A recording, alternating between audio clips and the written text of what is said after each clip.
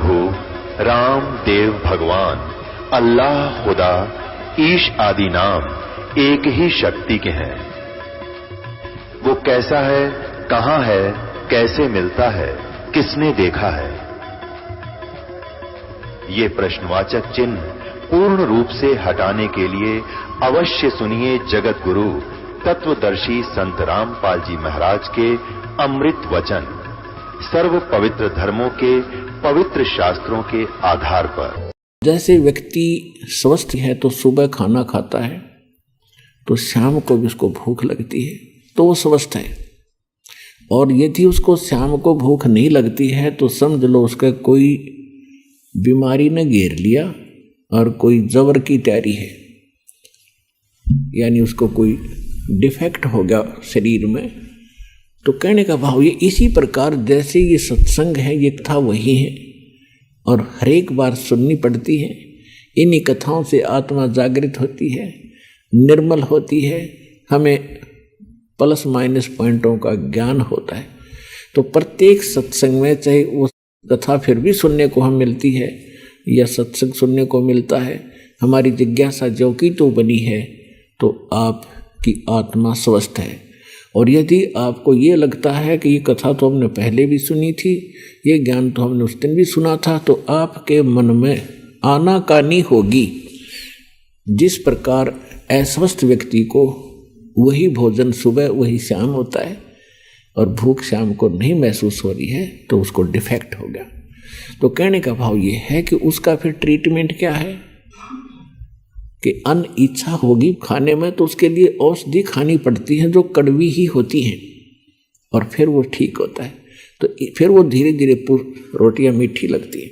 इसी प्रकार इन कथाओं को 100 बार सुने और सुनने के बाद इस पर गहराई से जोर से विचार करें, तब तो सत्संग सुनने का लाभ है।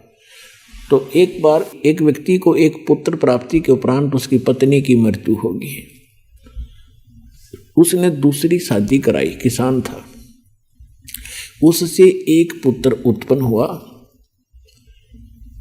और फिर उस किसान की भी मृत्यु होगी। बड़े वाले लड़के का विवाह कर दिया था, उनके कोई संतान नहीं थी बड़े वाले लड़के के। छोटा जो दूसरी माँ से उत्पन्न हुआ था वह माँ भी मर गई और वो पिता भी मर गया उसका। अब बड़े का विवाह हो गया था तो वो छोटे वाला कुदरती थोड़ा सा बीमार हो गया। दूसरी माँ से जो उत्पन्न हुआ था, जमीन बहुत थी तो उसने बीमारी का इलाज कुछ दिन करवाया उस बच्चे का। फिर उनके मन में दोष पैदा हो गया। दोनों पति पत्नी ने मिलकर के स्कीम बनाई कि इसको विष दे दें छोटे वाले को और सारी संपत्ति अपनी हो जाएगी। सबको मालूम है ये अस्वस्थ है, किसी को शक भी नहीं होगा। ऐसा ही कर दिया। एक दूर देश के डॉक्टर से बात की, उसने उस समय 500 रुपये मांगे और उसको विष दे दिया, लड़का मर गया। अब खुशी का ठिकाना नहीं, क्योंकि एक तो पैसा लग रहा था वो बच गया। 1 वर्ष के बाद उनका लड़का हो गया, पुत्र उत्पन्न हुआ, खुशी का ठिकाना नहीं। और उसको खूब लाड प्यार से खिलावें पिलावें, चंद दिनों में वो युवा हो गया, यानी 16-17 वर्ष का जब वो हो गया उसका विवाह कर दिया। विवाह होने के तुरंत बाद वो लड़का फिर बीमार हो गया। उनका अपना पुत्र इतना रोगी हो गया कि उन्होंने बहुत पैसा पानी की तरह बहाया। दूर देशों में जहाँ भी जिसने कोई वैद्य बताया, कोई जंतर मंत्र करने वाला बताया, वहीं गए। आधी संपत्ति यानी जमीन भी बेच दी और लड़का ज्यों का त्यों प्रतिदिन सूखता ही जा रहा था। एक दिन उसका पिता बैठा था, लड़का चारपाई पर लेटा था। लड़के ने कहा अपने पिता को कि भाई साहब मेरे कफन की तैयारी करो, लकड़ियों की तैयारी करो, अब मैं अपना हिसाब किताब करके मैं चलने वाला हूँ। अब उसके पिता ने सोचा बच्चा रोग के कारण इतना अस्वस्थ हो गया, इसका दिमाग भी काम करना बंद कर गया और मुझे ये भाई कह रहा है तो उसने कहा बेटा मैं तेरा पिता हूँ, भाई नहीं हूँ। वो लड़का कहता है कि मुझे पता है तू क्या है, मैं तेरा वो भाई हूँ जो तेरे पुत्र रूप में जन्मया हूँ, जिसको तुम दोनों ने मिलकर और विष देकर मारा था। मेरी आधी संपत्ति जो थी वो मैंने खर्च करवा ली, अपना पूरा कर लिया। अब तेरा और मेरा इतना अकाउंट रह रहा है, एक लकड़ी और एक कफन का, और वो तैयारी कर ले। अब उस समय उसका कलेजा पकड़ा गया, अकबर जी सा कराया था वो मेरे आज आगे आ गया। अब आदमी के साथ जब घटना घटती है तब उसको महसूस होता है, और सत्संग में आने के बाद जीव को पहले ये आभास हो जाता है यदि मैं ऐसा जुल्म करूंगा तो मेरे साथ एक दिन ऐसा होगा। तब उसने कहा कि भाई बिल्कुल सही बात है, हमने जो जुल्म किया था भाई मेरे सामने आ गया, अब आगे हमारे संतान की आस नहीं, मेरा कुल नाश हो गया और जो तेरी संपत्ति थी वह खत्म होगी, तेरा मेरा हिसाब हो गया। भाई मैंने जो किया था वो तो मुझे फल भगवान ने दे दिया और बहुत अच्छा किया। आज मेरी आंख खुल गई और मैं अपनी पत्नी के बहकावे माँ के भाई तेरे साथ मैंने जो कर दिया। वो बोला भाई जो किया वो भोगना तो पड़ेगा ही पड़ेगा, किसी के बहकावे में करो चाहे ना करो। तब उसने पूछा, उसके पुत्र भाई कहो चाहे बाप कहो, उसने उस लड़के से पूछा, वो भाई जो बोल रहा था कि मैं तेरा भाई हूँ और वैसे उसके शरीर से का पुत्र था, उससे पूछा कि हमने जैसा किया वो तो हमारे सामने आ गया, हमारा तो सर्वनाश हो गया, अब कुल नाश हुआ, संतान आगे है नहीं। लेकिन एक बात बता, जो तेरी पत्नी है इसने क्या अपराध कर दिया जो तेरे साथ ही जिंदगी जलेगी? उसमें सती प्रथा थी और सती प्रथा के तहत उसमें क्या होता था, यदि किसी लड़की का पति मर जाता था उसको सात चिता में जिंदा फूंका करते थे। तब उसने बताया कि वो वैद्य कहा जिसने मुझे विष दिया था। तो उसके पिता ने बताया कि वो तो उस समय तेरी मूर्ति के 4 वर्ष उपरांत मर गया था।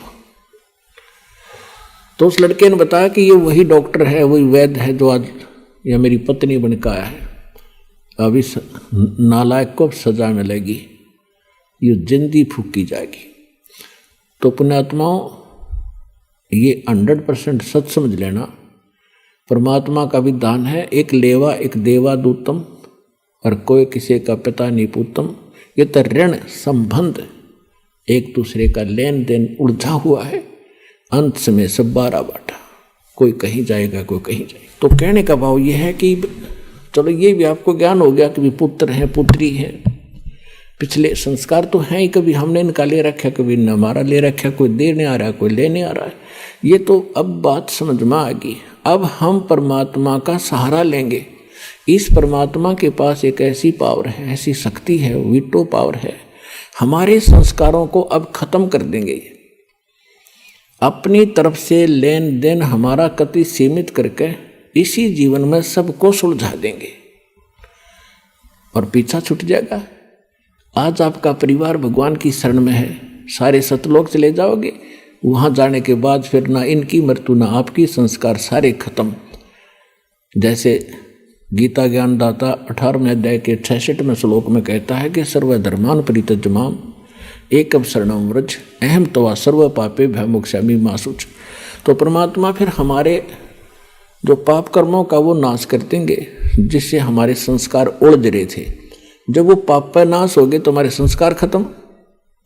जब ही सतनाम हृदय धर्यो भयो पाप को नाश, जैसे चिंगारी अग्नि की बाई पड़े पुराने घासे। आपके असंख्य जन्मों के संस्कार परमात्मा कहते 1 सेकंड में फूंक दूंगा। जैसे हजारों टन घास पड़ा हो सूखा, उसमें एक माचिस की सीख लगा दे, वो सारा राख डलकर ढेर हो जाएगा और चलेगी तेज हवा, उड़ जाएगा।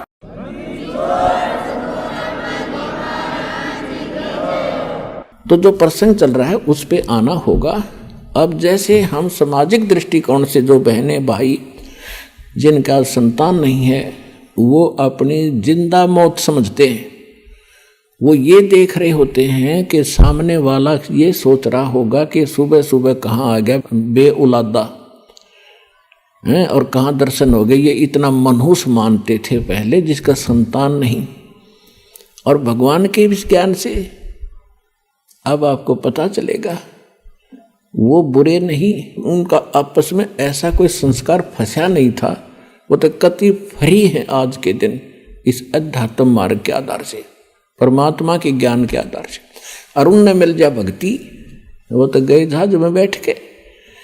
और उसी के पैरेलल आप भी ये ना समझना, आप भी अपना परिवार आपका नाम ले, परिवार ना ले सके कोई दिक्कत नहीं। जिसने यू ज्ञान मिल गया उसका संस्कार कति साफ कर दिया परमात्मा। और कोशिश करो अपने संपर्क में आए, भाई है, बहन है, माता है, पिता है, पत्नी है, पति है, कोशिश करो इस मार्ग से जोड़ने की। वो भगवान के बच्चे हैं, भ्रमित हैं, अज्ञानता में कष्ट पा रहे हैं और पाते ही रहेंगे जब तक ये ज्ञान ग्रहण नहीं करेंगे। तो कोशिश वो भी करो और आप भी पार होगे, क्योंकि आपको भी रास्ता वही मिल गया। अगर उनको रास्ता नहीं मिलता और जिनके संतान नहीं है तो वो क्या तड़फ करते हैं। मनुष्य तो कुछ दिनों में संतोष कर लेता है, लेकिन बहन बेटी जिसके संतान नहीं है उसको संतोष नहीं होता, क्योंकि समाज नहीं होने देता। और वो इसी कसक में मर जाती है कि मेरा संतान नहीं हुई। वो किसी बच्चे को गोद लेते हैं, कुछ दिनों के बाद ब्याह होता है, ब्याह होने के बाद पत्नी आती है तो उसमें मन मुटाव हुए बिना रहे को नहीं। ये तो अपने बच्चों और अपने पुत्र वधू हो उसके साथ भी हो जाता है घर में। तो फिर उसके मन में ये आता है, भगवान अगर मेरी संतान होती तो आज ये मेरे सामने ऐसे बोलता, ये मेरे सामने क्या ऐसे बोलती। बुद्धि भ्रष्ट कर रखी काल ना मारी। हर जिनके पुत्र वधू अपने ही है उनसे देख ले वो कितने सोलह माथा बोले आज के। तो कहने का भाव ये है कि फिर वो बहन मरते समय भी इसी कसक में मर जाती है कि हे भगवान मेरा संतान ना हुई, हे परमात्मा मेरा संतान ना हुई। और पूजा करें हम काल की, तो फिर अगले जन्म में यू काल कैसी दुर्गति करता है कि ले तेरी इच्छा थी संतान उत्पन्न करने की, उसको कुतिया का जन्म दे दिया। और इकट्ठे वो 8 पैदा कर रही है और फिर उसका जुलूस निकाल रहा है और खुश हो रहा है कर ले पैदा कितने संतान चाहे तू। फिर सूरी बना दी के ले 12 इकट्ठे पैदा कर ले, काट ले कसर सारी बहन। पुण्यात्माओं सतगुरु आए दया करी, ऐसे दीन दयाल और बंदी छोड़ वृत्तास का जठ अग्नि प्रतिपाल। तो इस ज्ञान के आधार से हमने जीना पड़ेगा, अपना जीवन सफर तय करना पड़ेगा, तभी हम सफल होंगे। बच्चे हैं, संतान है, घनी बढ़िया बात, उनको भी राम नाम पर लाओ, भगवान के बच्चे हैं। हमारे तो वो नियमित कर रखे हैं, हम तो मजदूर समझना अपने आप को। उस धनी के बालकों को इतनी संभाल के रखना। परमात्मा ने उनके निमित्त आपको जैसा भी जेब खर्च दिया है, आपकी इनकम बनाई है, वो इसलिए बनाई है कि इनको भी पालो पोसो, संभाल के रखो और इनको अच्छी शिक्षा दो, सत्संग में लाओ, इनके कर्म बनाओ, तो आपका दायित्व पूरा हो जाएगा, आपका फर्ज पूरा होगा। तो इस प्रकार परमात्मा चाहते तो नीरू नीमा को संतान भी दे सकते थे, लेकिन पुण्यात्मा हम तो संसार को देखकर ही जी रहे होते। परमात्मा ने एक आत्मा निकालनी भारा हो रही यहाँ से, काल ने ऐसा जुल्म कर रखा हमारे साथ। तो उन्होंने उनको संतान नहीं दी क्योंकि उनके संस्कार बढ़ाने नहीं चाहते। तो उसके लिए स्वयं आगे एक पुत्र रूप में नीरू नीमा स्नान करने जा रहे थे। रास्ते में नीमा का नए इंजेक्शन लग गए थे। रात में कोई बाहर तारी थी, कोई रिश्तेदार, वो खूब कहेगी उसको एक बालक तो चाहिए था, ऐसे कैसे जिया जाएगा हैं, और सुनना पड़ा है घर तुम्हारा, संसार में क्या लेकर जाओगे। तो वह बहुत दुखी हो रही थी। सुबह नहाने के लिए गई तब भी रोती जा रही थी और भगवान शंकर से प्रार्थना कर रही थी कि हे भगवान शिव जी, आप तो समर्थ दाता हैं, आप जो चाहो सो कर सकते हैं। इस पापड़ को भी एक लाल दे देते, मेरा भी संसार में जीना मेरा भी साझा बन जाता, मैं भी सुख से जी लेती। सबकी दृष्टि से बचकर चलना पड़ता है, मेरा क्या जीवन है दाता। यूं कहकर फूट फूट कर रोने लगी। अब नीरू ने कहा कि नीमा देखो, यदि हमारे भाग्य में संतान होती तो भगवान पहले ही दे देते। ये तो बड़े दयालु हैं शंकर भगवान, और देखो बच्चा है नहीं, संतान अपने है नहीं, बुढ़ापे में कोई उंगली पकड़ने वाला नहीं, रो रो के आंखें तेरी खत्म हो जाएंगी, एक और दुख तेरे जीवन को बढ़ जाएगा, तो रोवा मत। उसको सांत्वना देता हुआ नीरू चल रहा है। नीमा को संतोष किया। स्नान करने के लिए जो ही तालाब पर पहुंचे, पहले नीमा स्नान करके आगी निकल आई बाहर, अंधेरा सा था। फिर नीरू स्नान करने के लिए जल में प्रवेश करता है, तब तक सुबह सुबह का कुछ प्रकाश सा छिट गया, रोशनी सी नजर आने लगी। नीरू नहा रहा है से मस्ती से, तालाब में घुटनों पानी में बढ़ के, और उधर से नीमा जो कपड़ा बांध कर स्नान किया था उसने, उसको धोने के लिए पुनः किनारे पर गई तो क्या देखा, कमल के फूल के ऊपर कोई वस्तु हिल रही है। परमात्मा नवजात शिशु के रूप में विराजमान थे और एक पैर को हिला रही थी। नीमा ने सोचा कोई सर्प ना हो, ऐसे ध्यान से देखा। फिर ध्यान से देखा तो क्या देखा कि तो कोई बालक है। अब रास्ते में रोती हुई आ रही थी बच्चे के लिए, अपने पति से कहती है कि देखना जी, कमल के फूल पर बालक है। अब नीरू नहा रहा है, ऐसे नहाते नहाते कहता है कि नीमा आप तो मेंटल होगी, अब तुझे जल में भी बालक दिखाई देने लगे, क्यों पागल होगी तू, कुछ संतोष कर, भगवान पर विश्वास कर, जैसे रख ऐसे रहना चाहिए हमने। वो फिर जोर से बोली सचमुच देखना देखना। तब उसने एकदम देखा कि ऐसे क्यों बोल लिया, जिधर संकेत किया उधर देखा, एक नवजात शिशु के रूप में परमात्मा कमल के फूल पर विराजमान थे। नीरू ने आओ देखा ना ताव देखा, फूल समेत तोड़ लिया और उठा लिया बालक को, उठा के अपनी पत्नी नीमा को दे दिया, और नीमा उस बालक को लेकर किनारे पर आ गई। अपने आत्माओं, जिस भगवान के लिए ऋषि तड़प रहे थे और जिसके नाम लेने से आत्मा गदगद हो जाती है, रोम रोम खड़े हो जाते हैं, और उस परमेश्वर को, उस परम शक्ति को एक माई ने अपनी गोदी में लेकर पुत्रवत प्यार किया।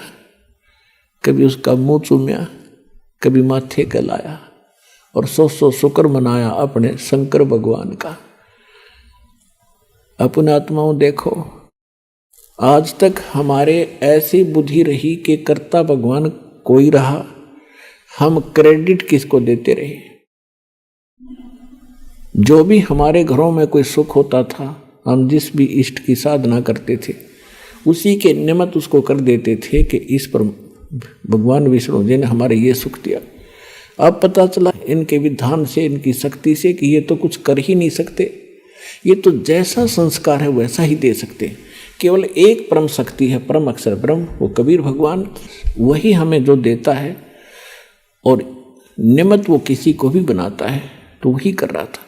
तो उस दिन खुद मालिक उसकी गोदी में है, और वो भी शुक्र मना रही है शंकर भगवान के कि उन्होंने मुझे ये पुत्र दे दिया। इसका कारण क्या था ये आपको बता दिया कि सुपत सुदर्शन के ये माता पिता थे, उस प्रतिज्ञावश परमात्मा उसके घर आए थे, और इसमें नंबर बने थे शंकर भगवान के। तो आज तक हमारा ये अंधेरा न्यों छा रहा था। अब इस तत्व ज्ञान से ये मोतियाबिंद का ऑपरेशन हो जाएगा, अज्ञान का। अब साफ दिखेगा आपने कि हु इज गॉड, परमात्मा कौन है, उसका प्रमाण कहाँ है।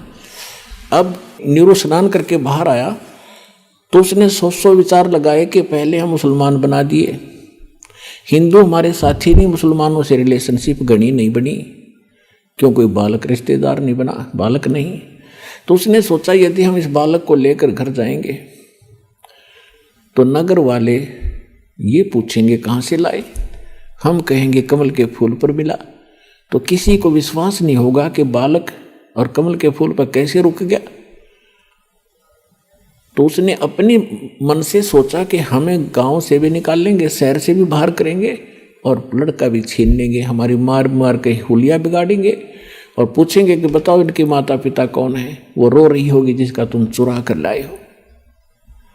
तो उसने अपनी पत्नी से कहा कि आप ऐसे करो, इसको रख दो यहीं पर, हमारे साथ ऐसा बनेगा, लोग बच्चा भी जाएगा, हमें देश निकाला भी मिलेगा। उसकी पत्नी ने कहा कि मैं इस बालक को नहीं छोड़ सकती, ना जाने इस बच्चे ने मेरे ऊपर क्या जादू कर दिया, मैं जी नहीं सकती इस बिना, मैं मर जाऊंगी, मैं देश निकाला भी ले लूंगी, इस बालक ने नहीं छोड़ सकती। अब नीरू ने पहली बार अपनी पत्नी की तरफ हाथ किया था कि तू कितनी जिद्दी बन गई, मेरी एक भी बात नहीं मानती है। मैं आज तक तेरी सारी बातों को मानता रहा क्योंकि तेरा संतान नहीं थी, तेरी किसी बात की अवहेलना मैंने करी नहीं कि कहीं तेरा दिल ना दुख है, लेकिन तू इतनी चढ़ गई सिर पे, एक भी नहीं मानती मेरी, रख दे इस बालक ने, नहीं तेरे ऐसा मारूंगा थप्पड़। ऐसा उसने किया ही था। तो परमात्मा बोले नवजात शिशु के रूप में कि नीरू मुझे घर ले चलो, तुम्हें कोई कुछ नहीं कहेगा। अब वो डर गया कि बालक बोला कर इसमें कोई फरिश्ता है या कोई भूत प्रेत है, कोई जंद है। वो चुप करके आगे आगे चल पड़ा। अपने आत्माओं सारा शहर देखने आया, इतना सुंदर बालक, नूर न्यारा भगवान का, कितना ही उन्होंने हल्का नूर कर रखा था लेकिन न्यारा चेहरा दम दमा रहा था दाता का। सारा गांव नगर झुंड के झुंड स्त्री पुरुष गीत गाते हुए आ रहे हैं और उस बालक को देखने के लिए आ रहे हैं। किसी के मन में ये नहीं गया कि कमल के फूल पर मिला कैसे, और वो सच्ची बता रहे थे कि ऐसे हमें मिला। तो कोई भी इस बात पर ध्यान नहीं गया और सभी ये कह रहे थे ऐसा बालक तो कभी देखा ना सुना, ये तो कोई फरिश्ता है, कोई ब्रह्मा विष्णु महेश से कोई एक शक्ति आई है, ये आम बालक नहीं है।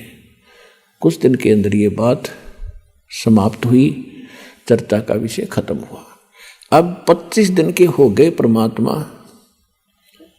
ना अन्न खावे ना दूध पीवे और शरीर स्वस्थ ऐसा जैसे बालक किलो दूध रोज पीता हो और ऐसे फल फूल रहे। अब वो माई जो है देख देख कर चिंतित होती है, अपने पति से भी कहती है कि भगवान अब क्या बनेगा मेरे साथ, बालक दिया भगवान, हे शंकर भगवान बच्चा भी दिया, अब वापस लोगे इसको, कुछ खा नहीं रहा, ये कभी भी मर सकता है। 25वां दिन आ गया, उस दिन तो उसने रुदन मचा दिया। उस माई ने नीमा बैठी बैठी रोए रोए सुबह की और शंकर भगवान को याद करे, हे भगवान अब ये बालक मरेगा, आपकी बेटी भी साथ मरेगी, इसके बिना मैं जी नहीं सकती। तो ऐसी कसक बनी। उधर से परमात्मा ने प्रेरणा की कि अब बुढ़िया मरेगी। शंकर भगवान को शिव मंडल से प्रेरित किया। उसके एकदम कसक हुई कि मुझे कौन याद कर रहा है। साधु रूप बना के शंकर भगवान वहां प्रकट हो गए। नीमा से पूछा कि आप क्यों रो रही हो माई? आंखों में आंसू थे, जुबान निकल नहीं रही थी, इतना हृदय भर गया था। रोती रोती ने कहा कि महात्मा जी मेरे दुख ना पूछो, आप भी दुखी हो जाओगे, आप जाओ। तब शंकर भगवान ने कहा कि बेटा ऐसे कहते हैं अपने दुख को किसी को बता दे हल्का हो जाता है, आप बताओ तो सही, और हो सकता है मैं कुछ इसका प्रबंध कर सकूं तो अपना जरूर व्यवस्था करूंगा। तो उस माई ने फिर बताया कि महाराज हम निसंतान हैं और परमात्मा एक दिन में स्नान करने के लिए लहरतारा तालाब पर गए थे, हम दोनों पति पत्नी। उस दिन मैंने विशेष अर्ज करी थी अपने शंकर भगवान से, रो रो के। उसी दिन उन्होंने मुझे कमल के फूल पर यह बालक दे दिया और ये लड़का आज 25 दिन का हो गया महाराज, ना खाता है ना पीता है, ये कभी भी प्राण त्याग देगा और साथ मैं मरूंगी, मैं जी नहीं सकती इस बालक बिना। तब भगवान शंकर ने कहा कि वो बालक तेरा कहाँ है, लाइए। साधु रूप में खड़े थे, नीमा उठा के लाई। तो साधु संत है, कुछ जंतर मंत्र कर भी दे, यू बच्चा कुछ खा ले पी ले। तो नीमा लाई उठा के परमात्मा को, बालक को, और उसने चाहा साधु के चरणों में रख दूं। चरणों में डालना चाहा परमात्मा को, परमात्मा आकाश में उड़ गए, हाथ से ऊपर उठ गए, हाथों में से, और शंकर भगवान के सिर के सतर में, यानी 7-8 फुट 6 फुट ऊपर, जमीन से ऊपर ऐसे हवा में रुक गए। अब उस माई नीमा ने सोचा कि इस महात्मा में कितनी करामात है, मेरे बालक को हवा में उड़ा दिया, ये जरूर कोई इलाज करेगा इसका। अब नो समस्या थी, परमात्मा को परमात्मा ना मानकर अन्य को ही भगवान और उसको समर्थ की संज्ञा देते रहे। तब भगवान शंकर ने ऐसे हाथ किए, परमात्मा उनके हाथों में आ गए, और फिर 7 बार आपस में बातें की। ना शंकर भगवान समझ सके कि वो पूर्ण परमात्मा रहे हैं। इतना उनको जरूर महसूस हुआ कोई ऋषि है, ये पिछले जन्म का महापुरुष है।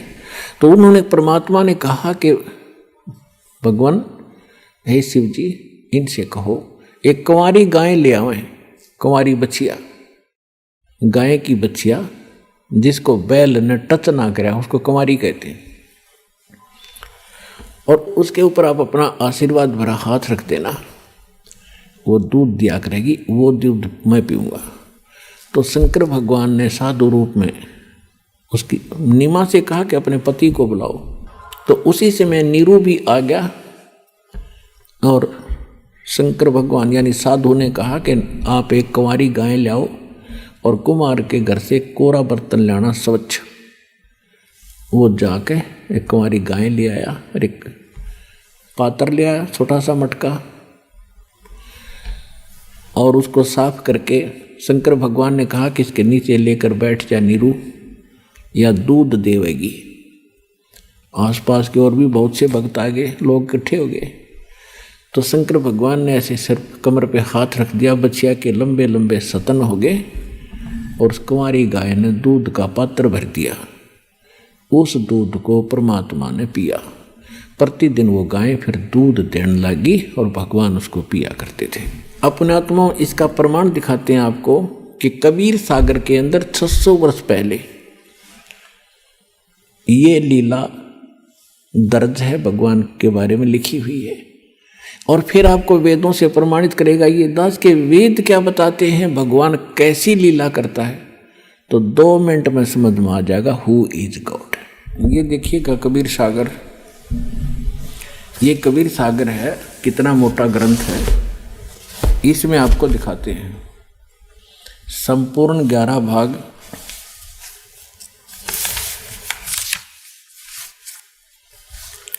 कबीर सागर प्रथम खंड, कबीरपंथी भारत पथिक, स्वामी युगलानंद बिहारी द्वारा प्रस्कृत। मुद्र के प्रकाशक हैं खेमराज श्री कृष्ण दास, अध्यक्ष वेंकटेश्वर परेश, खेमराज श्री कृष्ण दास मार्ग, मुंबई से। और यहाँ इनका ये दूसरा एड्रेस है। यहाँ पर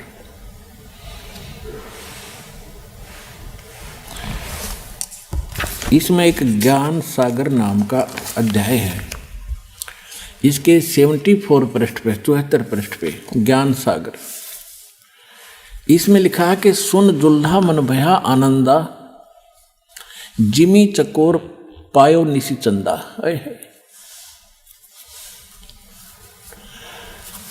अब यहाँ क्या बताया है कि फिर वो जुलाहा नीरू बड़ा खुश हुआ, इतना खुशी हुआ जैसे चकोर पक्षी को चांद दिख जाया करे, चंद्रमा। सुन जुल्हा मन भयो आनंदा, जिमी चकोर पायो निश्चंदा। ले सुत, सुत माने पुत्र को, ले सुत चले हर्ष मन कीन्या, अरता सो पुन अस बोल ही दीना। सुत काशी को ले चले, लोग देखण तय आव, अन्न पानी भखे नहीं खावे, नहीं जुल्हा सो जनावे। तब जुल्हा मन कीन तिवाना, विचार किया रामानंद सो कहा उत्पाना। मैं सुत पायो बढ़ा गुणवंता, कारण कौन बखे नहीं संता। अब इन्होंने कैसे बताया है, वैसे लीला तो यूं की यूं बनी है। परमात्मा ने कुंवारी गाय का दूध पिया। अब इन्होंने स्वामी रामानंद जी से जोड़ दिया कि कोई दुखी व्यक्ति होता है तो साधु संतों के पास जाता है अपने बच्चों के कष्ट निवारण के लिए। तो जुल्हा जो नीरू था रामानंद जी के पास गया, उससे सारी बताया कि एक छोटा सा बालक मिला मुझे ऐसे ऐसे, और वो खाता पीता नहीं, तो वो क्या समाधान बता रहा है। तब जुल्हा मनकीन तिवाना रामानंद सो कही उत्पाना, मैं सुत पायो बड़ा गुणवंता, कारण कौन बखे निसंता। रामानंद ध्यान तब धारा, जुल्हा सो तब वचन उचारा, पूर्व जन्म ते ब्राह्मण जाति, हरि सेवा की निभली बाती। कुछ तो सेवा हर की चूका, अर्थाते भयो जुल्हा का रूपा। प्रीति प्रभु गए तोर लेनी, ताते उद्धान में तो सुत दीना। अब ये नीरू वचन है, ये नूरी गलत प्रिंट है, नूरी नहीं है, नीरू। ये नीरू है, गलती से नूरी प्रिंट कर दिया इसमें। अब नीरू क्या कहता है, हे प्रभु जस कीन्हो तस पायो, आर्त हो तो दर्शन आयो। सो कहिए उपाय गुसाई, अब बालक अक्षुधावंत कुछ खाई। ये बालक मेरा भूखा है, कुछ खावे, ऐसा कोई उपाय बताइए। रामानंद अस युक्ति विचारा, कि तुम सुत कोई ज्ञानी अवतारा। तेरा पुत्र जो है कोई ब्राह्मण है, कोई विद्वान पुरुष है पूर्व जन्मों का। बचिया जाही बैल नहीं लागा, सो ले ठाड़ करते ही आगा। वो बचिया ले आना जिसको बैल ने टच ना किया हो, और फिर उसके पास खड़ी कर देना। दूध चले तेई थनते, दूध ही धरो छिपाई, और अक्षुदावंत जब होवे ताके देखवाई। जुल्हा एक बछिया ले आया, और चलो दूत कोई मरम न पावा। चलो दूत जुल्हा हरसाना, राख छिपाए कहो नहीं जाना। दूध तब पीवत नाम कबीरा, और खेलत संत संगमत धीरा। अपनात्मा इसमें थोड़ा सा इन्होंने ये पता नहीं चला कि वो संत कौन आया था जो नीमा को मिला था। इसलिए परमात्मा ने 600 वर्ष पहले कहा था प्रिय भक्त धर्मदास जी से कि धर्मदास जी, जो 12वां पंथ गरीबदास पंथ होगा उसमें मेरी महिमा की वाणी पुनः प्रकट होगी, और वो यथार्थ ज्ञान होगा। तो यहाँ इन कबीर पंथियों ने इतना तो था कि कबीर परमेश्वर ने कुंवारी गायों का दूध पिया था अपने बाल्यकाल में। उनकी परवरिश की लीला कुंवारी गाय से हुई थी, तो उनका यूं ना पता लगा वो कौन ऋषि था, कौन संत महात्मा था जो उनको मिला था। तो उन्होंने वैसे अपने आइडिया से लिख दिया कि रामानंद जी से भी पूछा होगा। उस दौरान तो सभी जगह गए हैं वह, लेकिन उनसे कोई बात बनी नहीं थी, तो स्वयं परमात्मा ने शंकर भगवान को भेजा था कि उनके पूर्व पुजारी थे। अब आपको पहले प्रमाणित करते हैं, गरीबदास जी की वाणी है, परमात्मा ने जो उनको बताया था उन्होंने वापस फिर दोबारा यथार्थ ज्ञान दिया है। इसमें क्या लिखा है, शिव उतरे शिवपुरी से, अवगत बदन बिनोदे, मैं के कमल खुशी बहे, फिर लिया ईस को गोदे। शिव उतरे शिवपुरी से, शंकर भगवान आए अपने लोक से, और वहाँ भगवान को परमात्मा कबीर जी को गोदी में ले लिया। गरीबदास जी बता रहे हैं, शिव उतरे शिवपुरी से, अवगत बदन बिनोदे, मैं के कमल खुशी बहे, भाई लिया ईस को गोदे। नजर नजर से मिल गई, किया ईस परिणाम। दोनों भगवानों के आपस में दुआ सलाम हुई, और शंकर भगवान ने फिर क्या कहा, धन मो मन धन पूर्णा, ये धन का सीनी काम है।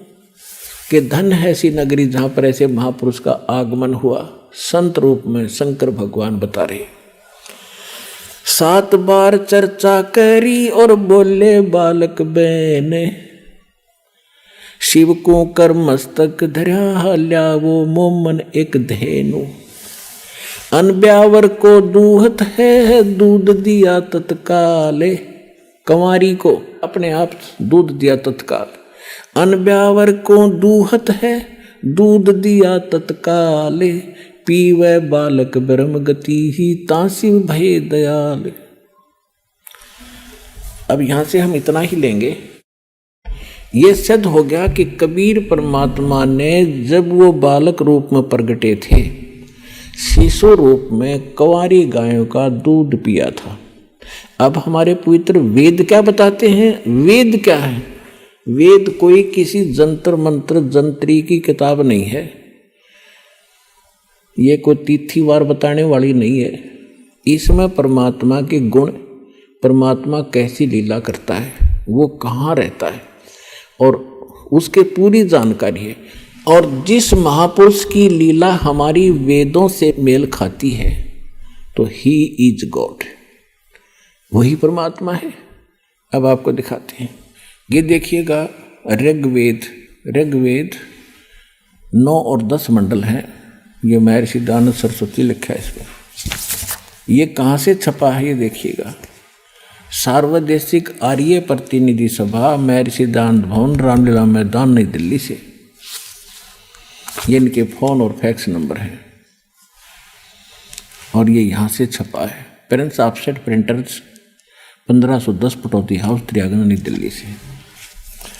अब इसके ऋग्वेद मंडल नंबर 9 का और सूक्त नंबर 1 का मंत्र नंबर 9 आपके रूबरू करते हैं।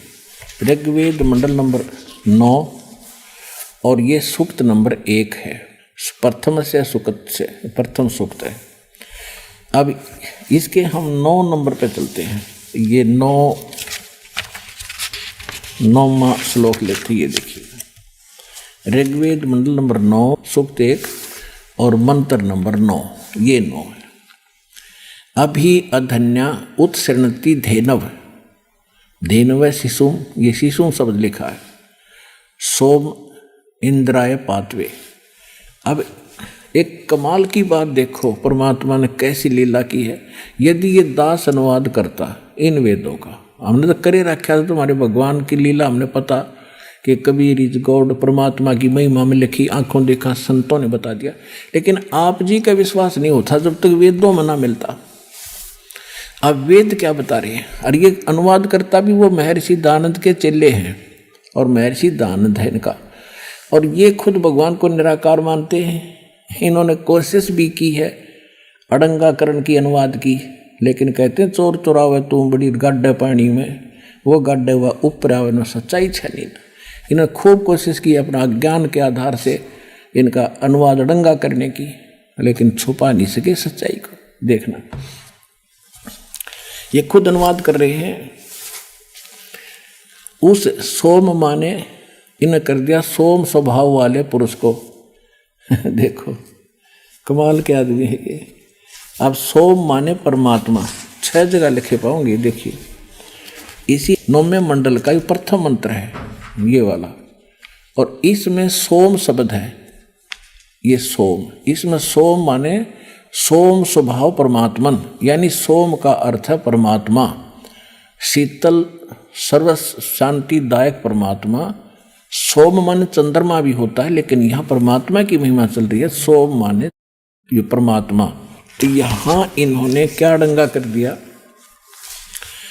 ऋग्वेद मंडल नंबर 9 सूक्त 1 मंत्र 9 में इम माने उस सोम माने सोम स्वभाव वाले पुरुष को, हम कहेंगे उस सोम स्वभाव वाले परमात्मा को जो शिशु रूप में धारण करके कुमार अवस्था में अभी अधन्या, अभी माने सब प्रकार से यानी पूर्ण रूपेण, अधन्या माने अहिंसनीय नहीं, अधन्या माने बिना धनाई, धेनो माने गौवे तृप्त करती है। बता अभी ने खूब कोशिश कर ली बकवाद करने की, लेकिन छुपा नहीं सके। परमात्मा 3 प्रकार से लीला करता है। इसी में पहले मंत्र में लिखा है कि वो परमेश्वर जब यहाँ सर्व उत्पादक प्रभु एक लीला करने के लिए जब यहाँ प्रकट होता है, सशरीर आता है और वो 3 प्रकार के शरीर से सबकी स्थिति से सबका धारण पोषण करता है। एक शरीर में तो सतलोक में रहता है, वहाँ तो बहुत तेजों में शरीर है, एक रोमकूप में करोड़ सूर्य मिला दे करोड़ चंद्रमा, इतना नूर है। फिर हल्का तेजपुंज का रूप बनाकर वो 2 प्रकार से और लीला करता है। एक तो करता है शिशु रूप धारण करके एक लीला प्रत्येक युग में ऐसी ही करता है, कमल के फूल पर प्रकट होता है तालाब के अंदर, जिस कारण से उसको नारायण भी कहा जाता है। नारायण माने जल के ऊपर आके विराजमान होने के कारण भगवान नारायण कहलाता है। और वहां से ये ऐसे निसंतान दंपत्ति प्रत्येक युग में उनको उठा ले जाते हैं। वहां फिर वो लीला करता है, एक मनुष्य की तरह जीवन जीता है, ज्ञान प्रचार करता है। और दूसरी प्रकार का फिर वो कभी भी कहीं पर भी जिंदा महात्मा संत साधु का रूप धारण करके और आके प्रकट हो जाता है, अच्छी आत्माओं को ज्ञान देते हैं, उनको सतलोक ले जाते हैं, फिर अपने गवाह बना के छोड़ जाता है। इस प्रकार वो लीला करता है। तो जब वो शिशु रूप धारण करके वो परमात्मा लीला करने आता है तो उस समय उनकी परवरिश की लीला, उस बालक रूप में प्रकट परमात्मा की परवरिश की लीला कंवारी गायों के द्वारा होती है। फिर देखो वेद क्या बता रहे हैं, उस सोम स्वभाव वाले पुरुष को यानी परमात्मा को जो शिशुम कुमार अवस्था में ही अभी यानी सब प्रकार से पूर्ण, अधन्या माने बिना धनाई, हमारे यहाँ देसी भाषा में जो गायें बिल्कुल ना ब्याई हो, गर्भ ना धारण किया हो, उसको क्या करें अधन्या यानी बिना धनाई, बैल ने टच नहीं किया। अभी अधन्या यानी कति भी टच ना करी हो, कंवारी धेन में माने गवे, अभी माने सब प्रकार से यहाँ पे लिख रही है कुमार अवस्था में यानी बालकपन में सभी प्रकार से, अधन्या माने बिना धनाई यानी कंप्लीट कंवारी, धेनव माने गौवे तृप्त करती है, उनके पालन की लीला कंवारी गायों से होती है। अब who is God? Kabir is God.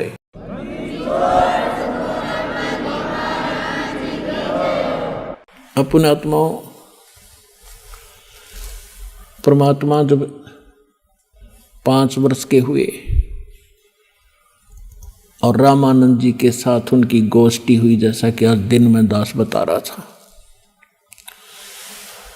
परमेश्वर कबीर साहब ने गुरु धारण किया, इसलिए गुरु बनाया रामानंद जी को कि वो एक बहुत बड़े पहुंचे हुए ब्राह्मण माने जाते थे, विद्वान, वेदों, गीता और पुराणों के मर्मज्ञ गाता माने जाते थे।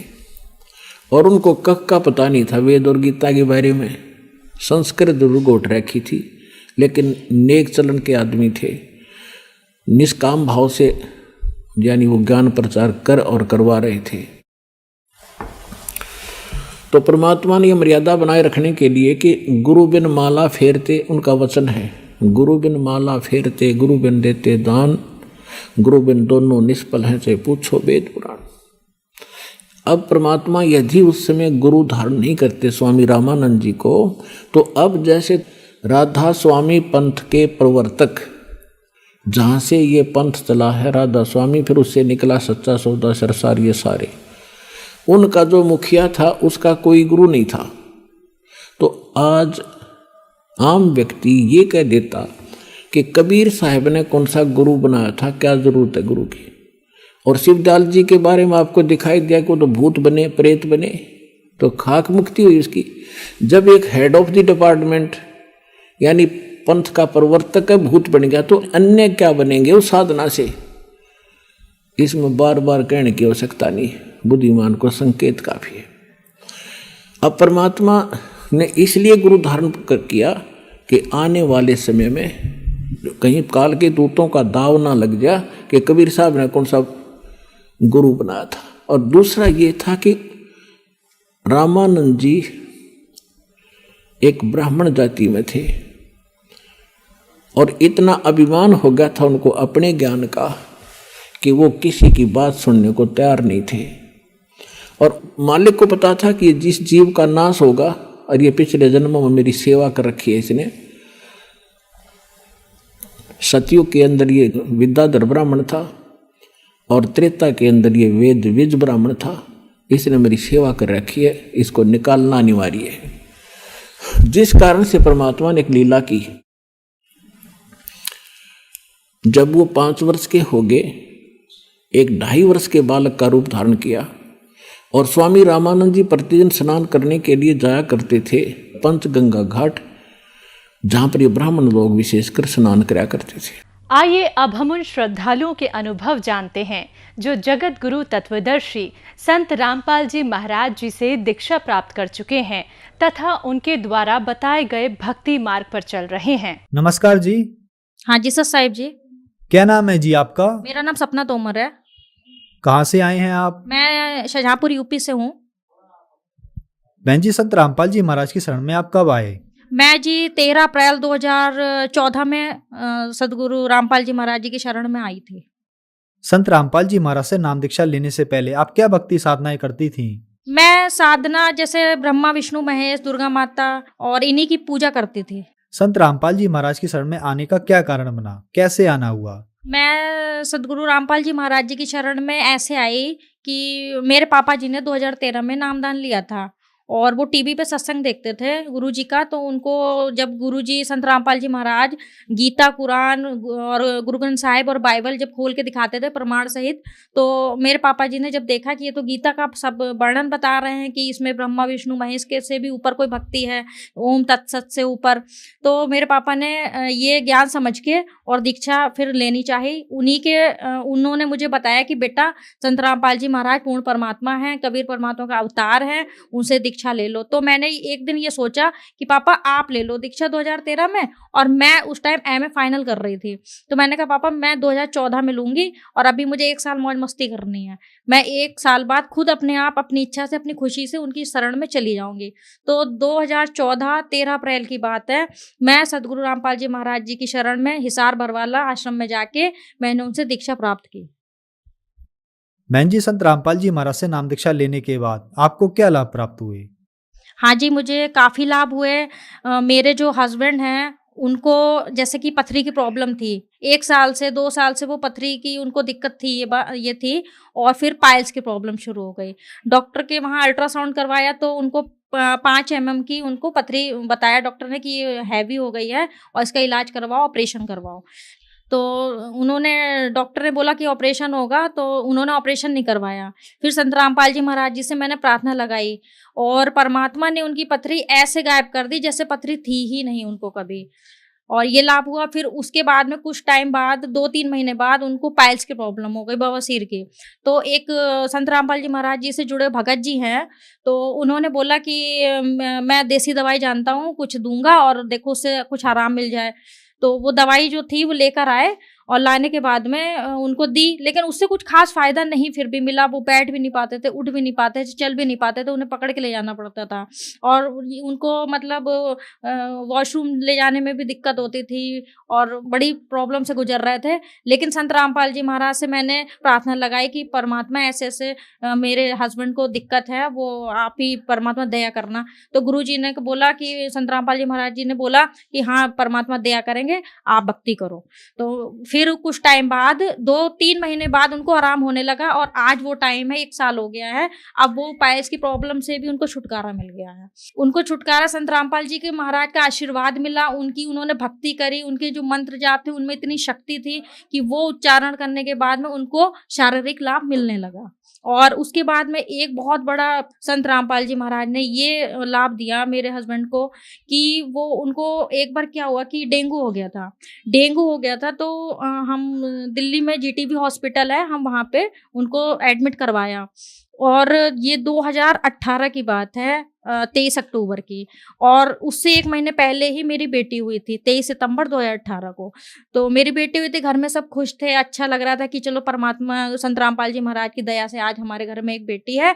और उसके 1 महीने बाद ही हमारे हस्बैंड की डेंगू उनको हो गया, तो उनको रेफर करा जीटीबी में। वहाँ 2 दिन एडमिट रहे, उनका खास ट्रीटमेंट वो सरकारी हॉस्पिटल में नहीं हो पाया, इस वजह से उनकी हालत और ख़राब होती चली गई।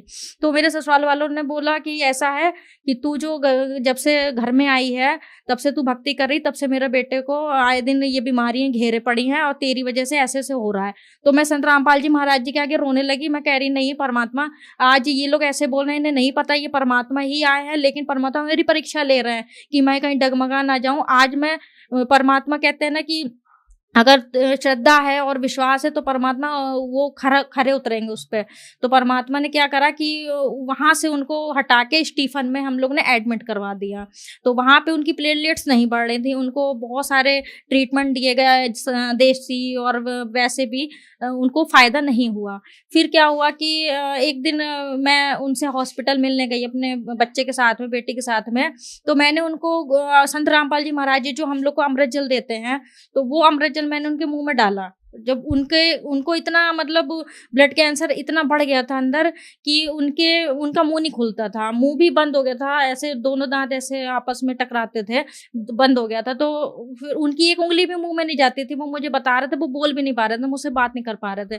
तो मैंने संत रामपाल जी महाराज जी का दिया हुआ अमृत जल उनके मुंह में डाला, तो कुछ ही क्षण बाद उनका मुंह इतना खुलने लगा, यानी कि वो मुझसे बात करने लगे। तो मुझे वहां एकदम से रोना आ गया कि परमात्मा आप, मुझे तो विश्वास है लेकिन मैं अपने ससुराल वालों को कैसे विश्वास दिलाऊं कि इतनी बड़ा चमत्कार परमात्मा कर सकते हैं। आज देखो, अब वो बोलने लगे मेरे हस्बैंड। फिर उनका वहाँ ब्लड कैंसर, उनकी रीढ़ की हड्डी का पानी निकाला गया। तो उन डॉक्टरों ने बोला कि रीढ़ का हड्डी का पानी निकाला तो टेस्ट के लिए गया, बोले इनको तो ब्लड कैंसर है। अब ब्लड कैंसर सुन के सबके मतलब होश उड़ गए कि अब तो मेरा लड़का नहीं बचेगा। लेकिन मुझे विश्वास था संत रामपाल जी महाराज पे कि परमात्मा सत्संग में ये बताते हैं कि जो स्त्री सदगुरु रामपाल जी महाराज की पूर्ण परमात्मा की जो भक्ति करती है वो कभी विधवा नहीं होती, और जो माता पिता पूर्ण परमात्मा की भक्ति करते हैं, सद्भक्ति करते हैं, उनके सामने उनके बच्चों की मौत नहीं होती। तो मुझे ये विश्वास था, मुझे उनकी वो बात याद आ गई। मैंने कहा कुछ भी हो जाए मेरे सामने मतलब मेरे पति नहीं जाएंगे। फिर क्या हुआ कि उनका वहाँ वो 1.5 महीने एडमिट रहे स्टीफन में। फिर उनको रेफर कर दिया रोहिणी में संजय गांधी हॉस्पिटल में। फिर उनका वहाँ ट्रीटमेंट चला ब्लड कैंसर का ट्रीटमेंट चलते चलते उनको काफ़ी टाइम हो गया, कम से कम हमारे घर में 15-16 लाख रुपए उन्हीं के इलाज में ख़त्म हो गए। और मेरी एक छोटी बेटी थी, मैं भी दुखी थी कि परमात्मा ने आज, संत रामपाल जी महाराज ने आज बेटी भी दी और उसके बाद में हमारे हस्बैंड की ऐसी तबीयत खराब हो गई। फिर भी मुझे विश्वास था कोई नहीं, आज मेरी फैमिली इधर उधर हो गई, एक दिन फिर हम एक होंगे और परमात्मा की भक्ति करेंगे और हम लोग को लाभ होगा। फिर उसके बाद में फिर उनको डॉक्टर ने बोला कि ठीक है अब आपका, फिर संत रामपाल जी महाराज की शरण मैंने प्रार्थना लगाई, मैंने गुरु जी के आगे जोत जलाई। शाम को मेरे भगत जी का हस्बैंड का फोन आया कि ऐसा है कि अब मैं नहीं बचूंगा और अब बस तू प्रार्थना कर लेना जो तुझे करना हो और मैं अब नहीं बचूंगा। तो मेरे ससुराल वालों ने ये बोला कि ऐसा है, तू संत रामपाल जी की भक्ति कर रही है तभी मेरे लड़के को मतलब ऐसे ऐसे दिक्कत झेलनी पड़ी, तू एक काम कर। एक मेरी मौसिया सास है, उन्होंने बोला कि एक काम करो, बोली कि हनुमान चालीसा का पाठ करना तू शुरू कर दे। तो मैंने कहा मैंने सतगुरु रामपाल जी महाराज जी की जिस दिन से शरण ग्रहण करी है वो जब तक मेरी सांस नहीं खत्म होगी तब तक मैं सतगुरु रामपाल जी महाराज के अलावा किसी और की भक्ति क्या मैं किसी की कुछ भी नहीं करूंगी। तो मैंने ये दृढ़ कर लिया था, मैंने कहा करेंगे परमात्मा ही, सत रामपाल जी ही महाराज ठीक करेंगे और कोई दुनिया की ताकत नहीं है जो मेरे हस्बैंड को ठीक कर सके। तो वो मेरे पे प्रेशर पड़ रहा था और मैं घर में अकेली पड़ गई थी, मेरा छोटा बच्चा था, तो मैं बहुत दुखी हो गई। तो मैंने गुरुजी के आगे शाम को दीपक जलाया, मैंने, बच्चा मेरा गोद में था और दीपक जला के मैंने अपने बच्चे को भी दंडवत प्रणाम करवाया, मैंने भी किया। और करने के बाद में मैंने गुरुजी का, परमात्मा आप अगर समर्थ हैं और परमात्मा है और मुझे इतना विश्वास है तो मेरा विश्वास मत टूटने देना। और ये लोग मुझे जो ताना मार रहे हैं आज, मतलब मुझे इतना सब कुछ कह रहे हैं उसके बावजूद मतलब ऐसा कर देना कि इनकी बोलती बंद हो जाए। तो सतगुरु रामपाल जी ने महाराज ने ऐसा चमत्कार करा मेरे साथ कि 2-3 दिन बाद उनकी रिपोर्ट जो आई ब्लड कैंसर की तो वो निगेटिव आई। तो मैं इस चीज को यही कहूंगी कि परमात्मा मुझे इतना लाभ दे दिया। तो संत रामपाल जी महाराज ने इतना हमको लाभ दिया कि उनकी प्लेटलेट्स जो थी वो निगेटिव आई, वो बढ़ गई जो घटी हुई थी, और रिपोर्ट एकदम नॉर्मल आई। और आज मेरे हस्बैंड जो है एकदम स्वस्थ है, ठीक है और भक्ति कर रहा है। संत रामपाल जी महाराज ने ये लाभ दिया मेरे पति को कि एक दिन मेरे जो हस्बैंड थे वो अपना ट्रीटमेंट करवाने, रिपोर्ट अपनी जांच करवाने जा रहे थे हॉस्पिटल। तो रास्ते में मेट्रो में बैठे हुए थे तो उनकी जो पल्स थी, हार्ट बीट थी, वो बहुत फास्ट हो गई, 230 हो गई थी। तो एकदम से फिर मेरे पास फोन आया कि मैं अब गया, अब मैं नहीं बचूंगा। तो मैंने कहा कोई बात नहीं, आप रास्ते में हो, आप परमात्मा ने जो आपको नाम दिया है सतनाम का सुमरन करो और आप परमात्मा आपको ठीक करेंगे। करेंगे। तो जैसे तैसे वहाँ गए हॉस्पिटल, वहाँ जाके फिर उन्होंने डॉक्टर ने बोला कि आपको ऐसे ऐसे हार्ट का ऑपरेशन होगा, आपके दिल में जो जहाँ से तरंग निकलती है तो आपकी एक जगह से नहीं 2 जगह से निकल रही है, तो वो दूसरी वाली बंद करनी पड़ेगी, वो ब्लॉक बंद करना पड़ेगा। तो भगत जी हमारे हस्बैंड ने बोला कि ठीक है, हम सोचेंगे बताएंगे। फिर वो घर आए, डिस्कस करा, तो मैंने कहा ठीक है, जब वो कह रहे हैं तो करवा लीजिए। दिक्कत ज़्यादा थी उस टाइम। फिर वो क्या नाम, गुड़गांव मेदांता हॉस्पिटल है, फिर वहाँ पे जाके उन्होंने डॉक्टर से परामर्श ली, डिस्कस करा और फिर वो एडमिट हुए। उसके बाद में उनका हार्ट का ऑपरेशन हुआ। तो संत रामपाल जी महाराज ने मतलब उनका जो हार्ट का ऑपरेशन हुआ फिर वो ठीक हो गए। तो संत रामपाल जी महाराज ने मुझे इतने लाभ दिए कि जिसका मैं गुणगान नहीं कर सकती। हाँ, एक बात और बताऊंगी, संत रामपाल जी महाराज ने हम लोग को दोबारा जीवन दान दिया, मेरे पूरे परिवार को, मेरे पति को और मुझे, मतलब सब कुछ आज अच्छा है मेरे घर में। और एक बात और मैं कहूँगी कि जब मेरे हस्बैंड वहाँ हॉस्पिटल में थे तो उनको काल के दूत आ गए थे लेने, उनका एंड टाइम आ गया था। तो एक बार क्या हुआ कि रात का टाइम था तो उनकी पल्स ही बंद हो गई थी, चलनी नब्ज चलनी बंद हो गई थी। तो फिर पूरे हॉस्पिटल में कोहराम मच गया कि अब मतलब बहुत परेशान हो गए और मेरे भगत जी को भी नहीं पता चला ये हुआ क्या। फिर थोड़ी देर बाद क्या हुआ, उनकी पल्स वापस आ गई। तो डॉक्टर भी अचंभे में पड़ गए, ये हुआ क्या कि एक इंसान मरने के बाद दोबारा कैसे जिंदा हो गया। तो फिर मैं जब हॉस्पिटल दोबारा गई उनसे मिलने, तो मैंने बताया वहाँ पे अपने आसपास के लोगों को कि मैं संत रामपाल जी महाराज जी की शरण में हूँ और उन्होंने ही मेरे पति को दोबारा जीवन दान दिया है और मौत के मुंह से वो निकल कर बाहर आए हैं। ये लाभ मुझे दिया। सबसे बड़ा सुख तो मुझे यही मिल गया कि मेरा पति आज ठीक है और स्वस्थ हैं। परमात्मा की दया से संत रामपाल जी महाराज की इतनी बड़ी मुझ पे कृपा हुई। मेरी मौसिया सास थी, यहाँ तक कि मेरी सासू माँ थी, वो ये कहती थी कि तू ये भक्ति कर रही, इसमें कोई दम नहीं। जैसे कहते ना, एक डॉक्टर से इलाज ठीक ना हो तो दूसरे डॉक्टर से ट्रीटमेंट करवाना चाहिए। लेकिन मुझे पता था कि सारे डॉक्टर फेल हो जाएंगे, लेकिन जो अंत में जो संत रामपाल जी महाराज है ना, वो वही डॉक्टर है, वो वही ठीक करेंगे। इधर उधर भटकने की जरूरत नहीं है। तो मेरे घर में किसी को विश्वास नहीं था, लेकिन मुझे विश्वास था और आज संत रामपाल जी महाराज ने मुझे वो राह दिखाई, मेरा विश्वास अटल बनाए रखा और आज मैं बहुत ही अपने में गर्व महसूस करती हूँ कि संत रामपाल जी महाराज की शरण में हूँ और आजीवन भक्ति करूंगी। बहन जी, जो श्रद्धालु आज आपको देख रहे हैं, आप उनको क्या संदेश देना चाहेंगी? मैं भगत जी उनसे ये प्रार्थना करूंगी, ये संदेश दूंगी कि जितने भी समाज के प्राणी हैं वो इधर उधर ना भटकें। वो संत रामपाल जी महाराज स्वयं परमात्मा इस धरती पे आए हैं हिसार बरवाला में। वो हमारी गीता, कुरान, गुरु ग्रंथ साहिब और बाइबल वो खोल के दिखाते, प्रमाणित सहित वो शास्त्र अनुकूल भक्ति बताते हैं, साधना बताते हैं।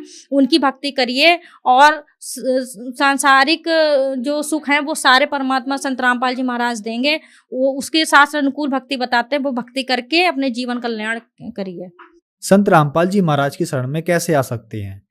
संत रामपाल जी महाराज जी की शरण में टीवी के माध्यम से आ सकते हैं। चैनल आता, उसमें एक येलो रंग की पीली पट्टी आती है नीचे, उसमें नंबर ऐड होते हैं। उस नंबर पे फोन करके आप ज्ञान गंगा पुस्तक मंगा सकते हैं और उसको पढ़िएगा, उसका अध्ययन करिएगा। आप ऐसे आ सकते हो। और हर शहर में, हर जिले में सेंटर भी खुल चुके हैं संत रामपाल जी महाराज के, जहाँ पे नाम दान देने की सुविधा भी है।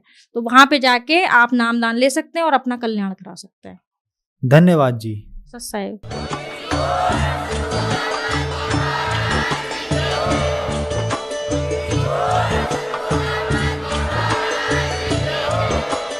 आप सुन रहे थे जगत गुरु तत्वदर्शी संत रामपाल जी महाराज जी के मंगल प्रवचन। अधिक जानकारी के लिए विजिट कीजिए हमारी वेबसाइट www.jagatgururampalji.org। संत रामपाल जी महाराज जी के शुभ आशीर्वाद से पूरे विश्व भर में 500 से भी ज्यादा नाम दीक्षा केंद्र हैं, जिन पर संत रामपाल जी महाराज जी द्वारा ऑनलाइन निःशुल्क नाम दीक्षा दी जा रही है। अपने नजदीकी नाम दीक्षा केंद्र का पता करने के लिए संपर्क करें 8222